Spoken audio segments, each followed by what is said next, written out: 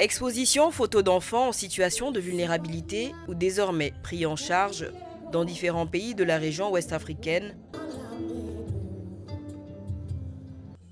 Remise de trophées aux lauréats du concours de graphes de l'association Colonne Verte pour la formation de jeunes handicapés ou encore des sketchs de sensibilisation des élèves du CM de Guédiawaye sur la cause des petites filles. Un ensemble d'activités pour commémorer à l'instar du monde entier ce 10 décembre, le 73e anniversaire de la Déclaration universelle des droits de l'homme.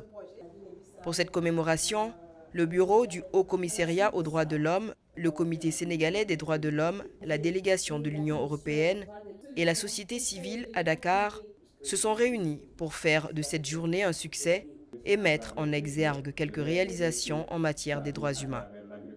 Avec l'objectif zéro enfant dans les rues, le Haut Commissariat aux droits de l'homme a appuyé l'État du Sénégal sur le retrait des enfants de la rue, leur hébergement dans les centres d'accueil, le retour dans les familles et leur réintégration dans les familles. Et on a financé des projets de vie pour les enfants et leurs familles pour que ces enfants puissent rester dans les familles et avoir des activités ou de faire des apprentissages et y rester de manière durable. En fait, il y a beaucoup d'initiatives sur les migrations, mais bien sûr, on ne doit pas oublier aussi les droits des migrants. Dans la discussion, il y a beaucoup de focus sur l'aspect sécurité, mais quand même, les droits des migrants, on ne doit pas les laisser dehors. Donc, ça fait partie vraiment intégrale de la discussion. Et aussi, dans notre projet, c'est bien intégré. Donc, nous, comme HCDH, on travaille vraiment, on est en train de lutter pour les droits de tous les migrants.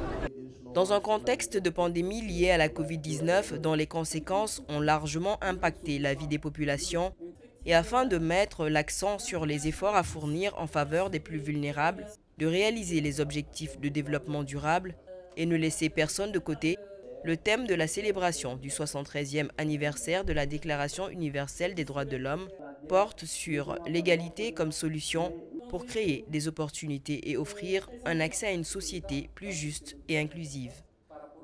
Et on a vu par exemple les derniers événements qui sont dans l'opinion publique et dans la presse, c'est les coups d'État militaires au Mali, en Guinée.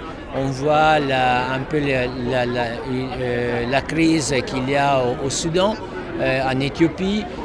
C'est quand même des indicateurs dans lesquels les États ne sont pas vraiment en lien avec la perception de la population sur tous ces droits.